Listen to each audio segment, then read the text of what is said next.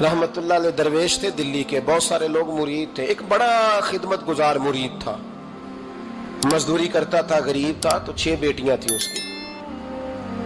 हजरत साहब के पास रोज आके कहता, हुजूर बच्चियों के लिए दुआ करें, अल्लाह कोई असबाब पैदा कर दे। एक बच्ची की शादी का खर्चा 1000 दिनार है और मैं गरीब हूँ। हजरत साहब दुआ कर देते। खानका शरीफ के थोड़े ही फासले पर, हजरत जहां बैठ के मुरीदों की तरबियत करते थे, उससे थोड़ा ही फासले पर ना एक ईसाई रहता था, बड़ा मालदार था, बड़ी सारे ऊंट, गायें, भेड़, बकरियां रखी हुई थी, और हजरत शरफुद्दीन रहमतुल्लाह अलैह की बड़ी मुखालफत करता था। और ये जो आपका गरीब मुरीद था, ये उसका पड़ोसी था। एक दिन बुला के ना उनको कहने लगा कि तू किधर जाके जो है वो टकरे मार रहा है, वहां से कुछ नहीं मिलने वाला। वो तुझे क्या देंगे जिनकी खानका खुद चंदे पे चलती है, मदरसा चंदे पे चलता है, मस्जिद चंदे पे चलती है, तेरी बेटी का मामला कहां हल होगा? तो उस दरवेश ने कहा कि तू मेरे पीर को नहीं जानता, तू अजय मेरा महबूब नहीं डिठा, तो पता नहीं ना, तू इस रास्ते का मुसाफिर नहीं, तू नहीं जानता, उनका बस चले ना तो वो हर कीमत में मेरी बेटियों की शादी करा दे। अब वो ईसाई था, कहने लगा अच्छा चलो ठीक है, अगर इतनी बात है ना तो जाओ उनसे जाके कह दो कि 6 साल के लिए मेरे साथ मुआहदा कर लें, तो मेरे जानवरों को चारा डाल दिया करे, 6 साल ड्यूटी करे, मैं 6000 दिनार दे देता हूं। वो मेरे साथ 6 साल मेरे जानवरों को चारा डाले, रखते हैं ना अब चारा डालने के लिए एडवांस पैसे दे के। अब तो लोग उन्हें भी गुलाम ही बना लेते हैं, बड़ी थोड़ी तनख्वाह देते हैं, जुल्म करते हैं, पूरा मुआवजा नहीं देते। हजरत शेख शरफुद्दीन के बारे में वो कहने लगा, जब अपने पीर से जाके कह के मेरे जानवरों को 6 साल चारा डाले, मैं 6000 दे देता हूं, तू जो कहता है हर कीमत पे जाने को तैयार है। उसने जब ये बात की तो मुरीद ने नाराज हो गया, वो लड़ाई हो गई, गिरबान पकड़ लिया, झगड़ा हुआ, बात बड़ी दूर गई। इस तरह की बात करता मेरे हजरत के बारे में, तेरे जैसे कई मैं वहां काम पे रखा दूं। जब वो बड़ी बहस हुई, बात मोहल्ले में, इलाके में फैल गई, दुनिया ने सुन ली, तो शेख शरफुद्दीन तक भी पहुंच गई। इस तरह झगड़ा हुआ है। लोग सो गए इशा की नमाज के बाद। हजरत साहब ने ना सर पे कपड़ा लिया, उस ईसाई के दरवाजे पे दस्तक दी, वो बाहर आया, फरमाने लगे लोग तो सोच समझ के मुलाजम रखते हैं, तूने भी तो सोच ही लिया होगा, तभी तो मुझे ऑफर की है। तू अपनी ऑफर पे कायम है? वाकई मुझे रख लेगा और 6000 दिनार दे देगा? कहने लगा जा बाबा काम कर अपना। फरमाया नहीं, तूने इतने लोगों में बात की, इतनी बहस हुई, तो कायम है? कहने लगा मैं तो कायम हूं, पर आपने नहीं कायम रहना। फरमाया मैं सोच समझ के आया हूं। उसने कहा आप ड्यूटी करेंगे, भैंसों को चारा डालेंगे? फरमाया एक शर्त, बस जब अजान हो जाए ना तो मुझे रब की नमाज पढ़ने की इजाजत दे देना, बाकी सुबह शाम जो तू कहेगा। अगर उस गरीब की बेटियां ब्याही जाए तो मुझे और क्या चाहिए? उसकी 6 बेटियों का बोझ है उसके सर पे, तू मुझे रख ले। अल्लाह अकबर। वो कहने लगा चले पे मेरे साथ खते बंदगी कर ले, आजकल हम स्टाम करते हैं, उस जमाने में खते बंदगी होता था, गुलामी का खत। काजी शहर के पास, यानी उसका ख्याल था कि चलो स्टाम की बात करूंगा तो भाग जाएंगे। फरमाया चल मैं तैयार हूं। काजी तक गए, तय हो गया, 6000 दिनार दे दिए। हजरत ने मुरीद को बुलाया, फरमाया पुत्र ये ले जा, जा मेरी बेटियों को रवाना कर दे। कहने लगा हुजूर ये क्या कर रहे हो आप, कुछ सोचे? फरमाया यार जब तुझे बेटा बना लिया तो फिर मेरी पोतियां तो लगती हैं ना, मेरा हक तो बनता है ना, जा जाके ड्यूटी कर, उनको ब्याह दे। बात फैल गई। बादशाह भी अकीदतमंद था, वो 12000 दिनार लेके पहुंचा। क्या बताऊं इन रब के बंदों का दिल कैसा होता है, क्या दर्द होता है, क्या रंग। 12000 दिनार लेके बादशाह आया और आके हजरत को पेश किए, का हुजूर आप दें इस ईसाई को, डबल दें और जाए काम करें। आप फरमाने लगे तू पैसे दे, शर्तें ना लगा, मेरा जहां दिल करेगा मैं खर्च करूंगा। मुझे तो मजा ही अब आने लगा है, अभी तो लुत्फ आ रहा है, अभी तो जायका आया है कुछ करने का। पैसे देने हैं तो दे, पाबंदी ना लगा, जहां मेरा दिल करेगा मैं। उसने कहा हुजूर ठीक है रख ले। हजरत ने फजर मस्जिद में पढ़ी, जेब में 12000 दिनार थे, ऐलान फरमाया भी किसी और की बेटी भी बैठी है तो पैसे मेरे पास है। वो 12000 दिनार भी बांट दिया, और 12000 दिनार बांट के ना तो फिर चले गए खेत में चारा काटने। उस ईसाई को किसी ने बतलाया कि उनके पास तो 12000 आया है, पर तुझसे जान नहीं छुड़ाई उन्होंने। वादा ये हुआ था कि 6 देंगे तो जाएंगे, जब तक देंगे नहीं तेरे घर में काम करेंगे। वो ना चारा काट रहे थे, हजरत साहब तो वहां पहुंच गया, दूर जाके खड़ा हो गया, कहने लगा बाबा پہلے تو میں نے مسلمانوں کے اخلاق سنے تھے، اب تو میں نے دیکھ بھی لیے، پر یہ بتا جب 12,000 آیا تھا جان کیوں نہیں چھڑائی؟ تو حضرت چارہ کاٹتے کاٹتے رو پڑے، فرمانے لگے تو نہیں نہ جانتا یہ بیٹیاں سانجھی ہوتی ہیں، پتہ نہیں نا، میرے رسول پاک نے تو حاتم تائی کی بیٹی کے سر پہ کپڑا رکھ کے کہا تھا بیٹیاں برابر ہوتی ہیں، تو یہ نہیں پتا جب اس کی 6 بیٹیوں کی شادی ہوئی ہے میرے اندر روحانیت کتنی بڑی ہے۔ فرمایا پھر 12,000 آیا ہے تو 2-4 بچیاں پھر گئی ہیں، مجھے نہیں پتا میں اندر سے راضی کتنا ہوں، میں تیری نوکری کرتا رہوں گا، پتہ نہیں اللہ کتنی بیٹیوں کو بیاہ دے گا۔ اتنا رویا وہ عیسائی کے پیروں میں بیٹھ گیا، کہنے لگا بابا میں نے تیری مخالفت کی ہے پر تیرے قریب آ کے پتہ چلا ہے کہ تو بہت اونچے اخلاق کا مالک ہے، اور اگر تیرا یہ مقام ہے تو تجھے اخلاق سکھانے والے محمد عربی کی شان کتنی ہوگی۔ ظالم کی بولیے جاتے نہیں لوگ جھوٹے گواہ بن کے، وکیل صاحب کو نہیں پتا ہوتا کہ یہ بندہ مجرم ہے جو میرے پاس آیا، کیا مجرموں کے وکیل نہیں ہوتے؟ بولے تو اس کو پتہ نہیں ہوتا وکیل صاحب کو کہ یہ صاحب مجرم ہے، میرے پاس مقدمہ لے کے آئے، اور اگر بے ادبی نہ ہو جائے تو میرا خیال ہے قاضی عدالت کو بھی پتہ ہوتا ہے کہ مجرم کون ہے اور مظلوم۔ میرے نبی پاک صلی اللہ علیہ وسلم نے اس قدر زیادہ سختی فرمائی اس مسئلے میں، فرمایا جس کو پتا تھا کہ فلاں آدمی ظالم ہے، ظلم کر رہا، پھر وہ ظالم کا گواہ بنا یا اس نے ظالم کی مدد کی، کتنی کی؟ شارحین لکھتے ہیں چاہے اس نے ایک جملہ بول کے کی، چاہے ایک، سارے بولیے، چاہے ایک غریب کو اس نے ظلم کیا تو کہتے ہیں علاج یہ سی، چاہے ایک جملہ بول کے کی، شارحین اس حدیث کی شرح میں لکھتے ہیں ایک جملہ بول کے چاہے مدد کی، جس بندے نے کسی ظالم کی مدد کی کسی مقدمے میں یا کسی صورت میں اور اسے پتا تھا یہ ظالم ہے، میرے نبی پاک صلی اللہ تعالیٰ علیہ وسلم فرماتے ہیں اگر اس نے مدد کی، ابھی ظالم کی بات نہیں ہو رہی، ظالم کے مددگار کی بات ہو رہی، اگر کسی نے ظالم کی مدد کی تو حضور فرماتے ہیں خدا بھی اس سے بری و ذمہ ہے، رسول بھی اس سے بری و ذمہ ہے۔ سنبھال کے رکھے اپنی نمازیں، قربانیاں، حج، زکوٰۃ سنبھال کے رکھے۔ اگر ظالموں کا مددگار ہے، الیکشن آ لینے دے، آپ کو نظر آ جائے گا کون کون ظالموں کا مددگار ہے، نظر آ جائے گا، اپنی جیب سے لوگ پیسے دے کے ظالموں کی مدد کریں گے، ان کے فلیکس چھپوائیں گے، بورڈ لگوائیں گے، جیبوں سے پیسے دے کے۔ ہم نے خود آگ لگائی ہے چمن میں اپنے، بے سبب گردشی ایام کو الزام نہ دو، ہم نے خود نور کا ظلمت سے کیا ہے سودا، کر کے توہین سحر شام کو الزام نہ دو۔ ظالموں کے مددگار میدان میں آ گئے، یہ چھوٹا لفظ نہیں، میرے حبیب پاک صلی اللہ علیہ وسلم نے فرمایا جو ظالم کا مددگار ہے سن لے جو سجن کے ساتھ کچہری جاتا ہے، وہ یاد رکھے جو دوست کا گواہ بنتا ہے، وہ یاد رکھے جو کہتا ہے میں مانگی گیا تھا، مجھے بلایا گیا تھا قبضہ چھڑانے کے لیے کسی غریب بیوہ کی جائیداد پہ، کب وہ سن لے تو مدد کر کے نہیں آیا، تو خدا کے ذمے سے نکل گیا ہے۔ رسول پاک نے فرمایا تیرا میرا تعلق ختم ہو گیا، تو ظالم کا مددگار ہو گیا، پھر تو کہتا میں بے چین ہوں، میں بے قرار ہوں، میں آزمائش کا شکار ہوں، پلٹ کے دیکھ تو صحیح تیرا گناہ کتنا بڑا ہے۔ میرے نبی پاک صلی اللہ علیہ وسلم کا ایک اور فرمان سن لیں، ابن ماجہ ابو داؤد میں موجود ہے، اس حدیث کو آپ نے یاد کر لینا ہے، کر لیں گے انشاءاللہ، سارے کہیے انشاءاللہ، کر لیں گے یاد۔ حضور صلی اللہ علیہ وسلم نے فرمایا اگر تو ظالم کی مدد کرے گا نا، یہ لفظ دل کی تختی پہ لکھ لینا، یہ مکافات عمل ہے، مکافات عمل دنیا، ادھر کرو گے تو ادھر بھرو گے۔ فرمایا اگر تو کسی ظالم کی مدد کرے گا، سن لے حضور کا فرمان ہے، اگر تو ابن ماجہ ابو داؤد سیاہ میں موجود ہے، فرمایا اگر تو کسی ظالم کی مدد کرے گا تو رب تعالیٰ مرنے سے پہلے تیرے اوپر بھی ظالم کو مسلط کر دے گا، تیرے اوپر بھی ایک دفعہ ظلم ضرور ہوگا اگر تو ظالم کی، وہ کسی صورت میں بھی ہو سکتا ہے، کسی صورت میں بھی تیرا بیٹا ہی اٹھ کے ظلم کر دے گا، تو الجھ جائے گا، کسی نہ کسی جگہ تیرے لیے تباہی کا سامان ہوگا، تیرے اوپر ظلم ہوگا، اس لیے کہ تو ظالموں کا مددگار ہے۔ چاہیے یہ تھا کہ تو مظلوم کی مدد کرتا، انسانی ایمانی یقین کا فریضہ سر انجام دیتا، تو ظالموں کا مددگار ہو گیا۔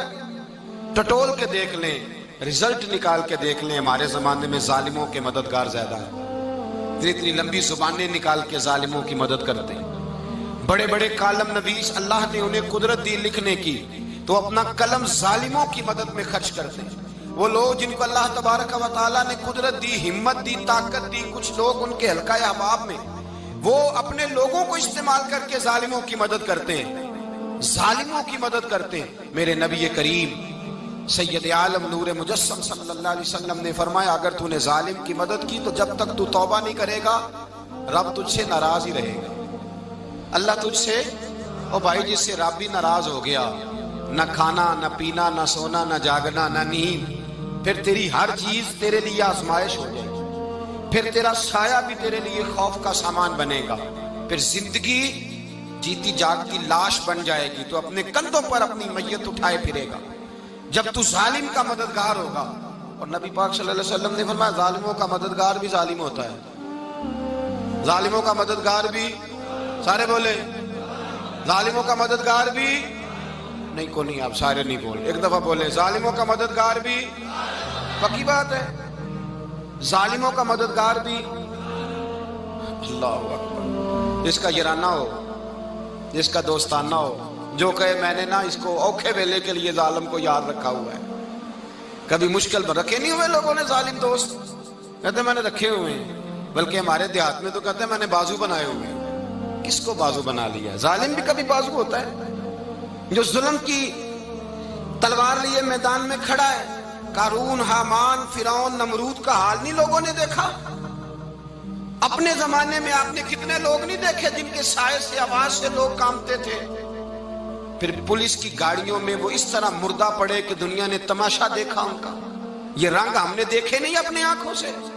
فرمایا ظالم کا مددگار بھی، جو کار میں بٹھا کے لے کے گیا وہ بھی ظالم، جس نے چائے پلائی وہ بھی، جس شخص نے کھانا کھلایا وہ بھی، جو کچہری تک ساتھ گیا وہ بھی، جس نے فلیکس کے نیچے، بڑے شرابی کے نیچے چھوٹی اپنی فوٹو لگائی وہ بھی، جو ووٹ کی پرچی ڈالنے گیا وہ بھی۔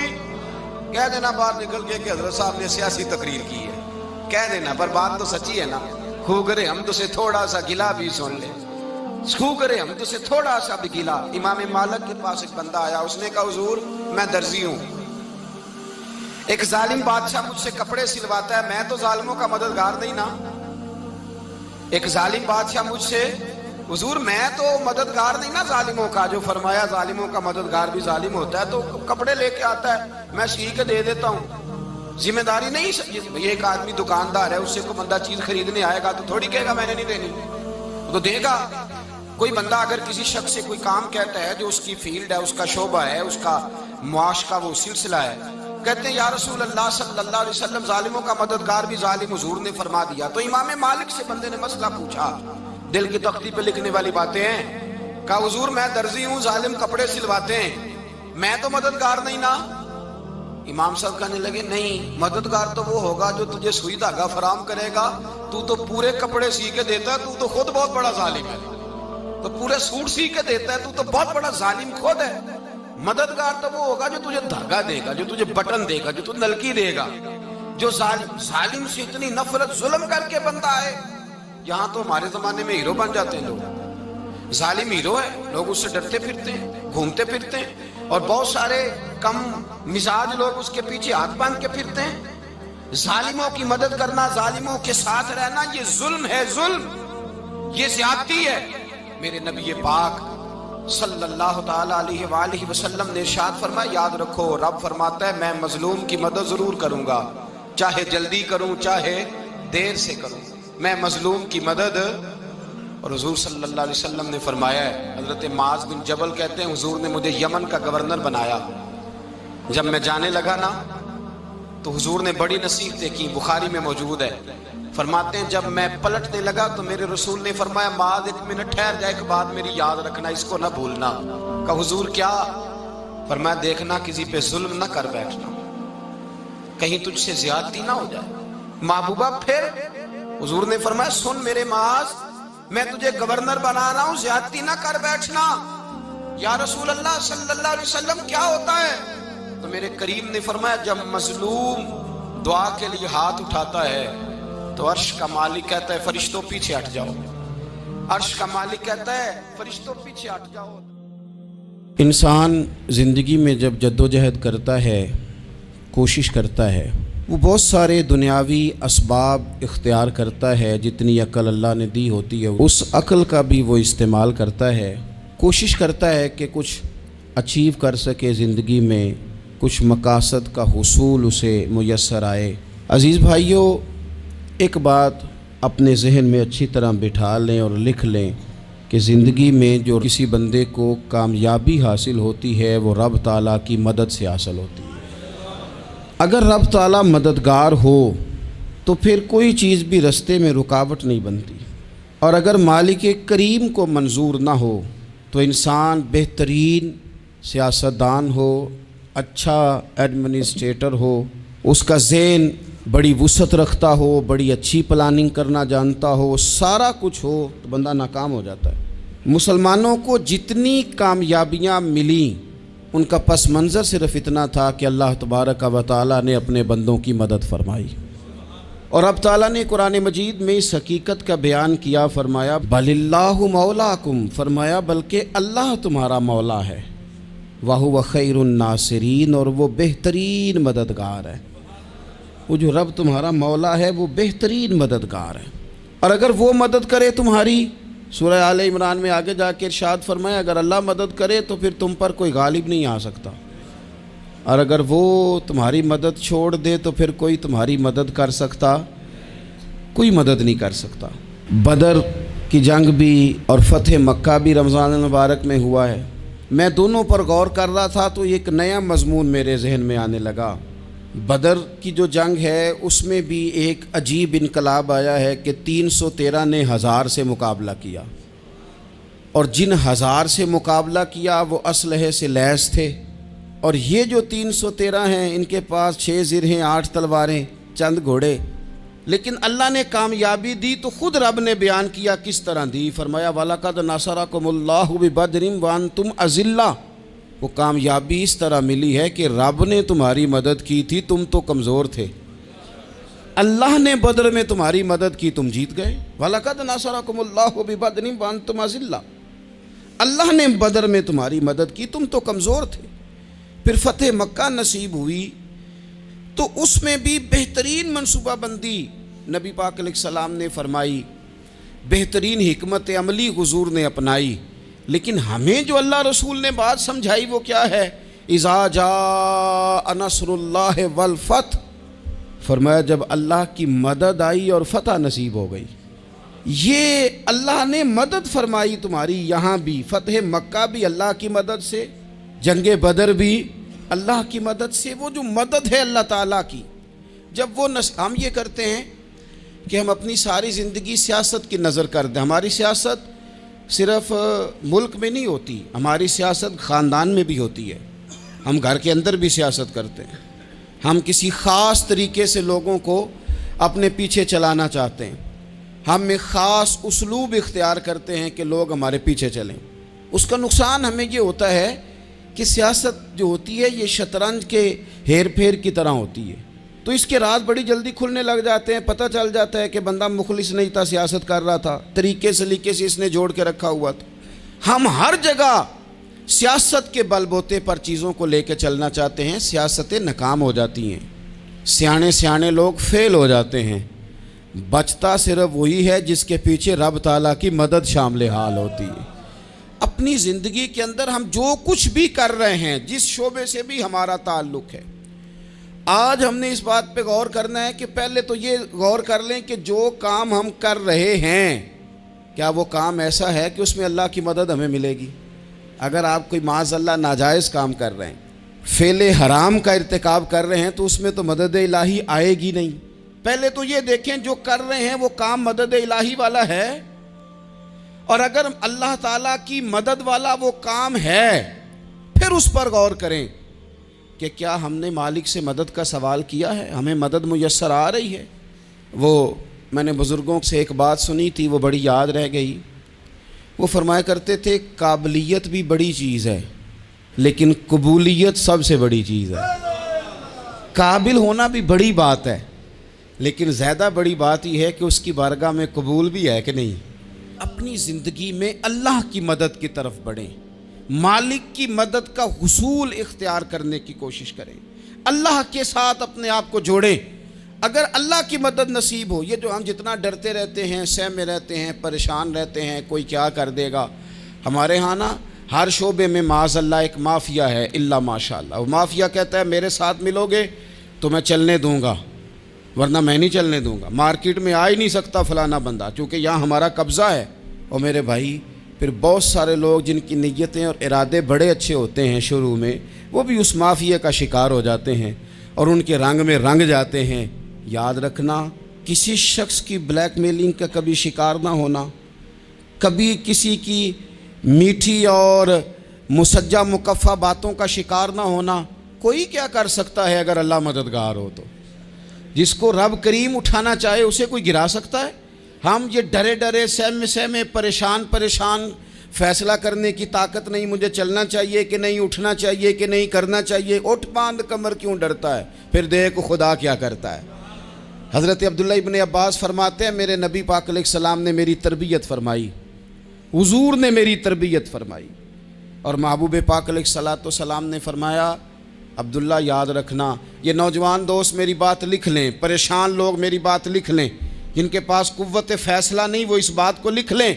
हज़रत अब्दुल्ला इब्न अब्बास फरमाते हैं, मेरे नबी पाक अलैहिस्सलाम ने मुझसे फरमाया था, अब्दुल्ला सुन, अगर सारी दुनिया मिल के तेरा कोई नफ़ा करना चाहे, कर नहीं सकती जब तक मेरे रब की रज़ा ना हो। और फरमाया सारी दुनिया मिल के तेरा कुछ बिगाड़ना चाहे तो अब्दुल्ला बिगाड़ नहीं सकती जब तक रब करीम की हिकमत का तकाजा ना हो।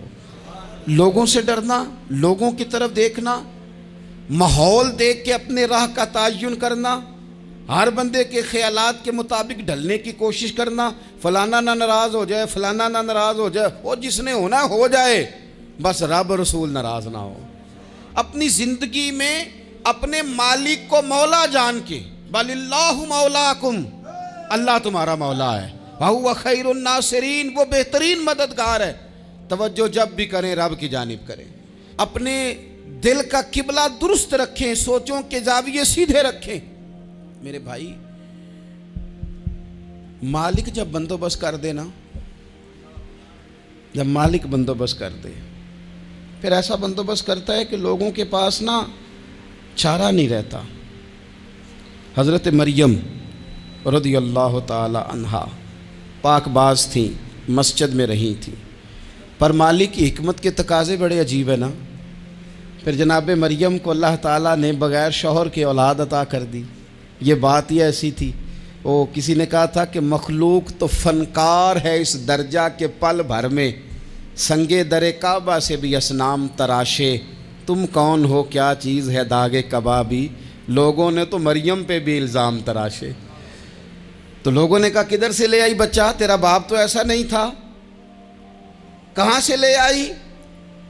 अल्लाह करे मैं आपको समझा सकूं, ज़रा अपने आप को वहाँ खड़ा करें कि एक पाक बाज औरत, पाक बाप की बेटी, तैयब माँ की बेटी और अल्लाह के घर में परवरिश पाने वाली खातून, एक वो वक्त और एक ये वक्त कि उस औरत को कटहरे में खड़ा करके पूछा जा रहा है कि माज़अल्लाह तेरी गोद में बच्चा जायज़ नहीं है, कहाँ से लाई है?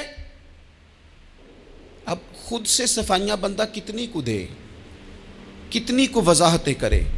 और मैंने तो अपनी ज़िंदगी में देखा है, ज़्यादा वजाहत देने वाले को भी लोग झूठा समझने लग जाते हैं। ज़्यादा वजाहत देने पर भी लोग कमज़ोरी का इजहार समझते हैं कि कमज़ोर पड़ गया। आप सुलह की कोशिश करते हैं, सामने वाला बुज़दिल समझ लेता है। ज़्यादा वजाहतें भी कमज़ोर कर देती हैं। अब हज़रत मरियम को कटहरे में खड़ा करके कहा बच्चा किसका है? तो फिर खुदा बंदोबस्त जब करे, अल्लाह जब मददगार हो, तो फिर हज़रत मरियम की गवाही दरख्तों से नहीं दिलवाई, उसने पत्तों से नहीं दिलवाई, फिर फरिश्ते नहीं भेजे।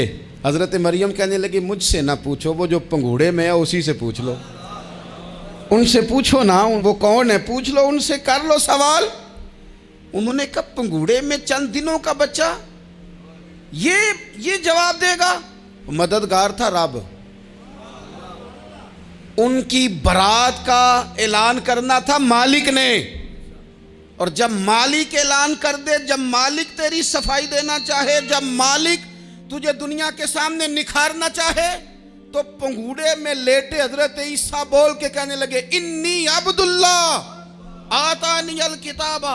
फरमाया मैं अल्लाह का बंदा हूं, रब ने मुझे किताब अता करके नबी बना के दुनिया में भेजा है। मैं अल्लाह का बंदा हूं, किताब लेके आया हूं, नबी बन के आया हूं। फिर पंगूड़े से ऐलान हो गया, फिर बच्चा बोल पड़ा। और ये एक दफ़ा नहीं बात हुई, ये बनी इसराइल में एक जुरैज नाम के शख्स भी थे जो नमाज पढ़ रहे थे। बाज़ ने लिखा है नफल नमाज थी, अम्मा ने पुकारा तो आए नहीं, तो माँ के मुंह से निकल गया तू इतनी देर तक मरेगा नहीं जब तक किसी बेहया औरत का मुंह ना देख ले। तो वो इबादत गुजार थे, लेकिन लोगों ने उनकी इबादत, रियाजत, परहेजगारी को नहीं देखा। बस एक औरत को भेज के इल्ज़ाम लगवा दिया। वो औरत आया जाया करती थी, अब आ जाती हैं औरतें, मसला पूछने की नीयत से भी आ जाती हैं। माहौल में कुछ जगह ऐसी भी हैं जहां औरतें दम कराने के बहाने आ जाती हैं। वो खातून आती जाती थी उस खानकाह पे, आस्ताने पे, ये बुखारी में मौजूद है। पर उसने कहा मेरी गोद में जो बच्चा है ये इन्हीं का है। मुझे बताएं कैसे बंदा वजाहत दे। हालात ख़राब हो गए, लोग कुटिया जलाने लगे, माहौल और तरह का बन गया। मेरे नबी पाक अलैहिस्सलातु सलाम फरमाते हैं, फिर उस रब के बंदे ने कहा मालिक तू करीम है, तेरी मशीयत का तकाजा आया जो मेरी माँ ने जुमले बोले थे, पर अब मैं वजाहत देने के काबिल नहीं रहा। अब तू ही करम करेगा तो दरवाज़ा खुलेगा। तो वो चंद दिनों का बच्चा पंगूड़े में बोल के कहने लगा मैं इस दरवेश का नहीं, मैं तो फलाने चरवाहे का बच्चा हूँ, वो जो बकरियाँ चराता है। रब की मदद को पुकारें, अपने साथ अपने मालिक की मदद को शामिल करें, थोड़े रिस्क पर भी गुजारा अच्छा होने लग जाएगा। सारे लोग आपको गिराने की तदबीरें कर रहे होंगे और मालिक आपको इज्जतें अता फरमा देगा। उसकी बारगाह से हिकमत का तकाजा और हो जाएगा। हमने सारी ज़िंदगी लोगों को राज़ी करने में गुजार दी, सारी ज़िंदगी बुढ़ापा आ गया बच्चों को पालते, और बच्चों ने आखिरी उम्र में कह दिया अब्बा अगर कोई ढब का काम कर लेते तो आज हमारे दिन भी फिर न जाते। सारी ज़िंदगी गुजार दी बहन भाइयों को राज़ी करने में, सारी ज़िंदगी गुजार दी जिम्मेदारियां उठाने में। उनको 99 दफ़ा दिया, एक दफ़ा नहीं दिया तो उन्होंने कह दिया तूने तो कभी दिया ही नहीं, तू था ही नहीं। सारी ज़िंदगी मोहल्लेदारों, इलाके वालों को राज़ी करने में गुजार दी। और मैंने ऐसे लोग भी देखे दीन के लिए वक्त गुजारा, लेकिन जब बुढ़ापे में दांत काम ना करते थे तो वक्त के मुफ्तियों को भी मस्जिदों की कमेटियों ने कह दिया अब आपकी समझ नहीं आती, हमने ख़तीब को यौर रखना है, न देखो दुनिया की तरफ, दुनिया रुला देती है, न राज़ी करो बंदों को, बंदे थका देते हैं, न पीछे भागो हर वक्त दुनियादारों के, ये इंसान को कमज़ोर कर देते हैं। वो तो करीम ही बड़ा है, 2 आंसू ज़मीन पर बाद में गिरते हैं, बंदे के गुनाह सारे पहले माफ़ फरमा देता है। अल्लाह की मदद का हुसूल, अपने मालिक की मदद की तरफ बढ़ना, आपको बदर की जंग भी यही दरस देगी, आपको ओहद का मैदान भी यही सबक देगा, फतेह मक्का भी यही सबक देगा। मेरे दोस्तों, जब रब मदद फरमाए, जब अल्लाह मददगार बने। दोस्तों से एक बात अक्सर करता हूँ, मैं कहता हूँ कि जितने दर्द से आप अमीर को अपनी कहानी सुनाते हैं ना, और जिस तरह आपके आंसू बात करने से पहले गिर जाते हैं कि गरीब हैं, बच्चियां हैं, कारोबार नहीं, ओ मेरे संगियो, इससे आधे आंसू अपने रब की बारगाह में बखेरो, उसके हुजूर अर्ज गुजार हो जाओ, उससे तलब करो। एक वक्त इंसान पर ज़िंदगी में ऐसा आता है कि उसे यूँ महसूस होता है कि मेरा साया भी तरह सा पीछे हट गया है। उसे यूँ लगता है कि मैं किसी सहारे पे हाथ डालता हूँ तो वो भाग जाता है मुझसे।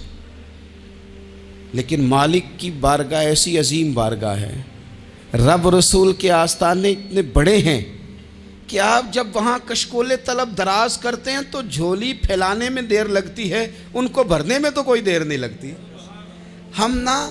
हमने अपना सोच का किबला ही दुनिया को बना लिया है। ये जो अल्लाह वालों की मदद है, ये तो है नहीं, अल्लाह ही की मदद है।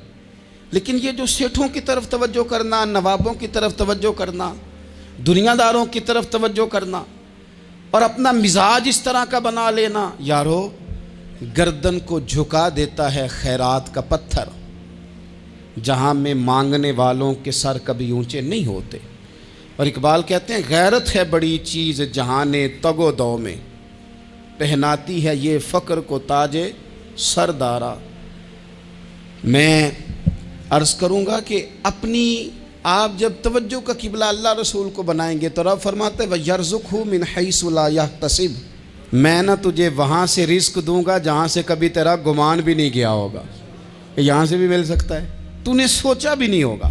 بخاری شریف میں حدیث ہے، حضرت جابر ابن عبداللہ فرماتے ہیں نبی پاک صلی اللہ علیہ وسلم نے 300 لوگوں کا ایک لشکر روانہ کیا کسی مہم کے لیے، کسی جہاد کے لیے۔ حضرت ابو عبیدہ بن جراح رضی اللہ تعالیٰ عنہ امیر لشکر تھے۔ فرماتے ہیں غربت اتنی زیادہ تھی، بھوک اتنی زیادہ تھی کہ ایک ایک کھجور دن میں ایک وقت کھانے کو ملتی تھی، اور کچھ دن ایسے آئے کہ اب کھجور بھی نہیں مل رہی۔ فرماتے ہیں اتنی زیادہ بھوک لگی مجاہدین کو 300 بندہ پتے کھا کے گزارا ہونے لگ گیا۔ یہ بخاری میں موجود ہے۔ آپ فرماتے ہیں کہ دریا کے کنارے ہمارا پڑاؤ تھا، ٹھہراؤ تھا، جب بھوک سے نڈھال ہو گئے نا وَيَرْزُقْهُ مِنْ حَيْثُ لَا يَحْتَسِبُ، اللہ وہاں سے روزی دیتا ہے، گمان بھی نہیں ہوتا۔ فرماتے ہیں ایک مچھلی اللہ تعالیٰ نے دریا کے کنارے بھیجی، فرماتے ہیں وہ تھی تو مچھلی پر پہاڑ جتنی تھی۔ بخاری میں لفظ ہیں، حضرت جابر ابن عبداللہ رضی اللہ تعالیٰ عنہ فرماتے ہیں 300 آدمی 18 دن تک اس مچھلی کو کھاتے رہے، مچھلی ختم ہی نہیں ہوئی۔ مچھلیاں نہیں، مچھلی کہتے ہیں 18 دن 300 بندہ کھاتا رہا، مچھلی ختم ہی نہیں ہوئی۔ اور فرماتے ہیں کہ اس کی ہڈی نکال کے، کانٹا کہیں گے آپ اپنی زبان میں، کہتے ہیں وہ نکال کے نا تو اس کو کھڑا کیا نا جب، تو اونٹ کجاوے سمیت اس کے بیچ سے گزر جاتا تھا، 2 اس کے کانٹے جوڑے۔ فرماتے ہیں وہ اس کا گوشت ہم کھاتے تھے اور اس کی چربی بطور تیل کے ہم جسموں پہ ملتے تھے، بیماروں کو اس سے سکون آتا تھا، تندرستی شفا ہوتی تھی۔ فرماتے ہیں ہم کھایا بھی ہم نے، اور کچھ لے کے ہم مدینے بھی گئے، اور قربان جائیں نبی پاک نے بھی اس میں سے کھایا۔ ہم نے عرض کی حضور یہ معمہ کیا ہے، یہ ماجرا کیا ہے؟ تو محبوب نے فرمایا تمہارے پاس غذا نہیں تھی، رب نے تمہارے لیے بندوبست کیا ہے، اللہ نے تمہیں دیا ہے۔ مکان شروع کر لیا، ایک صاحب نے وہ مکان بنانے لگے، آپ وہ حساب لگا رہے ہیں، کہتے ہیں میرے پاس اتنے پیسے ہیں، اتنے میں نے فلانے دوست سے کہنا ہے اس نے دے دینے، اتنے فلانے رشتہ دار سے کہنا ہے اس نے دے دینے، اتنے فلانے سے کہنا ہے اس نے دے دینے۔ یہ ساری کاپی بنا کے مکان شروع کر لیا۔ جو روز کہتا تھا نا کوئی حکم ہو جاتے 10 سب سے پہلے اس کو کہا میاں پیسے چاہیے دین، وہ کہندا ہو کل ہی منڈا ٹوریا ہے، کدے تو پرسوں 10 داتے لب جانے سن۔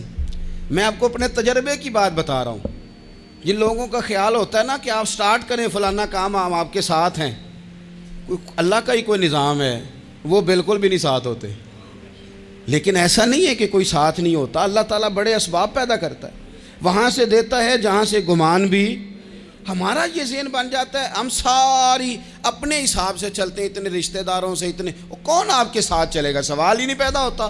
یہ سارے کام چھوڑ کے سب سے پہلے 2 رکعتیں پڑھو، اپنے رب کی بارگاہ میں، رسول کائنات کی بارگاہ میں گزارشات اور استغاثے پیش کرو، وہاں سے خیر طلب کرو۔ دنیا دار کیا دیں گے، کیا دے سکتے ہیں، کیا حیثیت ہوتی ہے کسی؟ اللہ کہتا ہے وہاں سے دوں گا۔ تو جو اللہ مال دے وہ لینا چاہیے کہ رشتہ داروں کا مال دیکھنا چاہیے؟ جو اللہ دے وہ لینا چاہیے کہ سیٹھوں نوابوں کی جیبیں دیکھنی چاہیے؟ جو اللہ دے وہ قبول کرنا چاہیے یا دیکھنا چاہیے کون سا آدمی کہاں پہنچ گیا؟ چھوڑو، اپنی مٹی پہ چلنے کا سلیقہ سیکھو۔ کسی کے سنگ مرمر پہ چلو گے تو پھسل جاؤ گے، پھسل جا۔ اس پر ایک اور بات عرض کر دوں، صحیح بخاری سے، مسلم سے ایک اور بات۔ کچھ چیزیں ایسی ہیں جن سے اللہ کی مدد آتی ہے، مدد ملتی ہے۔ ایک چیز ان میں سے ایسی ہے جس سے بہت مدد نازل ہوتی، وہ ہے کہ جب رب آپ کو دے نا تو پھر آپ بھی اس کے رستے میں دیں، پھر مدد آتی ہے، پھر اور آتا ہے۔ بخاری مسلم میں حدیث ہے، یہ زیادہ ہی توجہ طلب امر ہے، اس پر آپ غور کریں گے۔ حضرت ابو ہریرہ فرماتے ہیں کہ نبی پاک علیہ السلام نے فرمایا ایک شخص نے بادلوں کے اندر سے آواز سنی کہ فلاں آدمی کا کھیت اور باغ خشک ہو گیا ہے، وہاں برسو اور اس کے کھیت کو سیراب کرو۔ وہ بڑا حیران ہوا کہ بادل سے آواز آ رہی۔ پھر اس نے دیکھا کہ ایک پہاڑی پر بارش ہوئی، وہ بادل وہاں برسا، پھر نالیوں سے ہوتا ہوا پانی ایک طرف چلا تو جس نے آواز سنی تھی حضور بیان کر رہے ہیں، وہ بھی پیچھے پیچھے چلا کہ پانی کدھر جا رہا ہے۔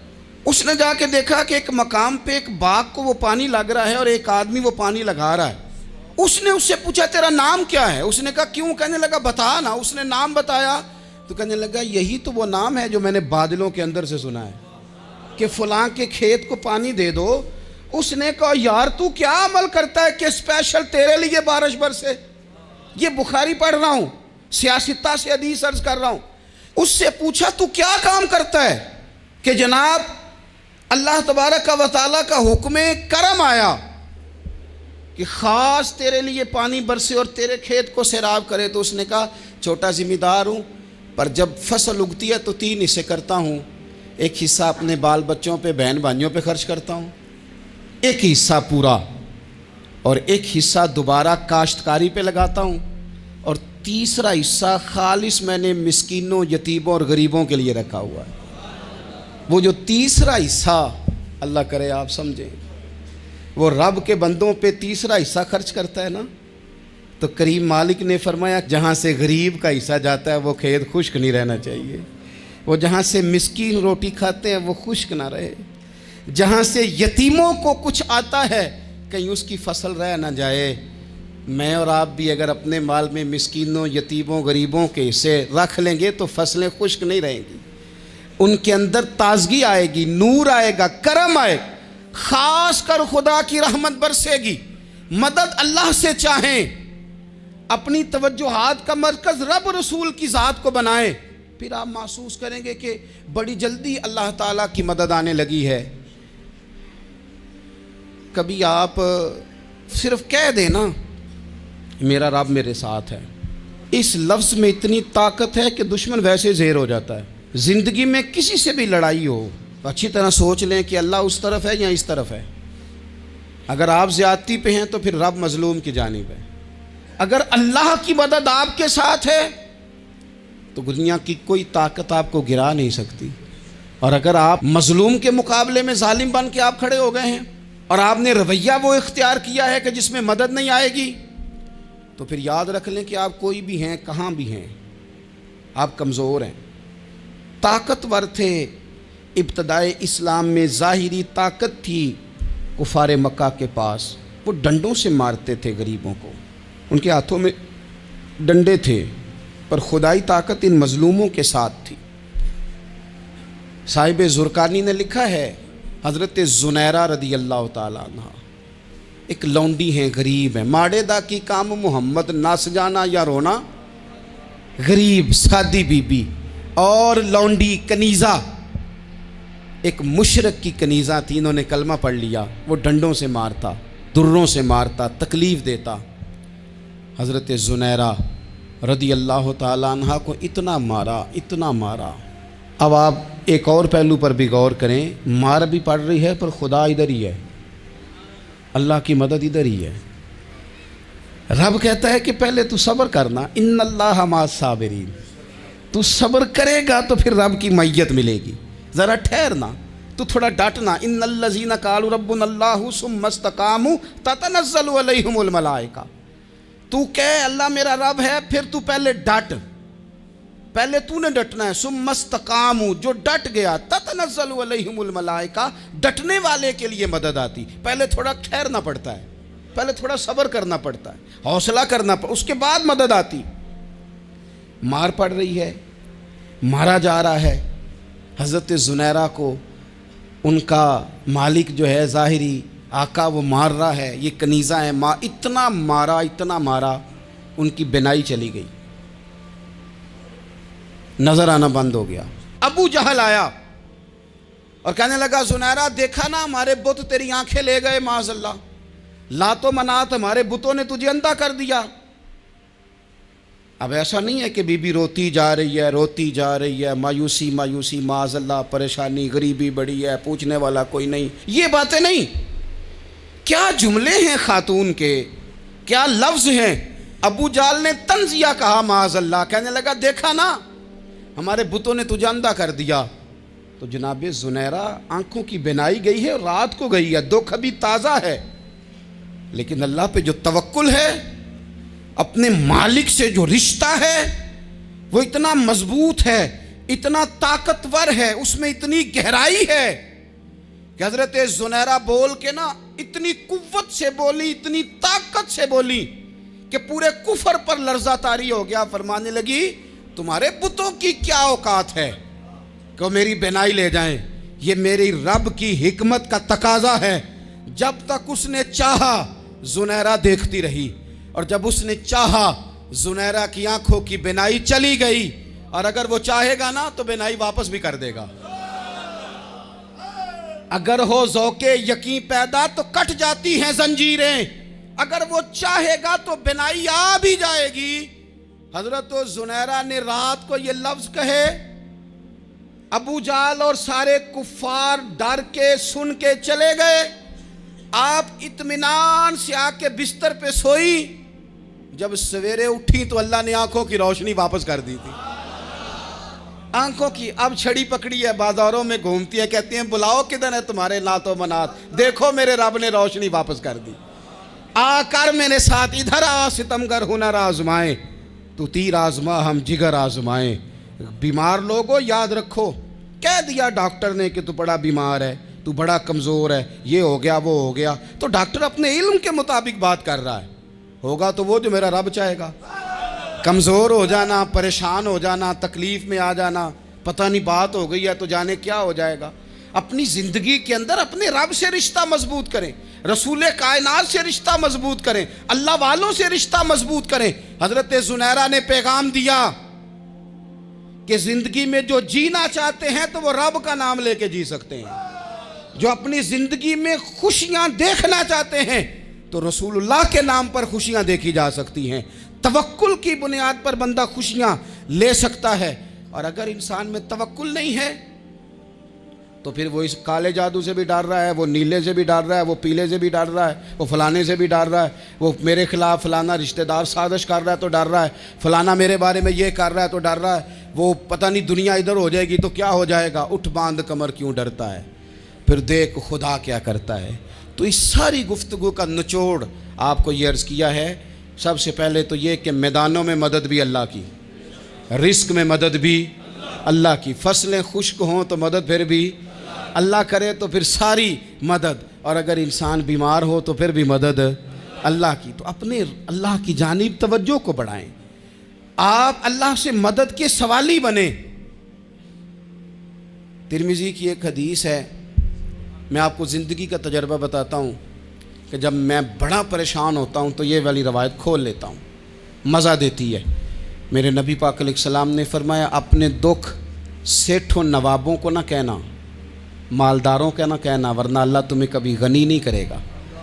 فرمایا اپنے دکھ اپنے رب کی بارگاہ میں عرض کرنا، جلدی کرے یا دیر سے کرے اللہ تمہیں لوگوں سے بے نیاز کر دے گا، اللہ تمہیں غنی کر دے گا۔ رات کو بیٹھو نا اس کی بارگاہ میں، اسے دکھڑے سناؤ، چھوٹی چھوٹی باتیں۔ حضور نے فرمایا نمک بھی مانگو تو رب سے مانگو، چھوٹی چھوٹی بات سے شروع کرو نا۔ جب بندہ شروع کرتا ہے نا چھوٹی چھوٹی چیزیں تو بڑی ساری چیزیں، یہ اس طرح ہوتا ہے جیسے بندہ رب سے گفتگو کر رہا ہے، مالک مجھے یہ چاہیے، مالک میں یہاں کمزور ہوں، اللہ میں یہاں پریشان ہوں۔ آپ یہ کر کے تو دیکھیں، لمبی لمبی دعائیں مانگ کے تو دیکھیں، اس کے حضور جوڑ کے تو دیکھیں، آپ دیکھیں گے راحت کتنی ہے، سکون کتنا ہے۔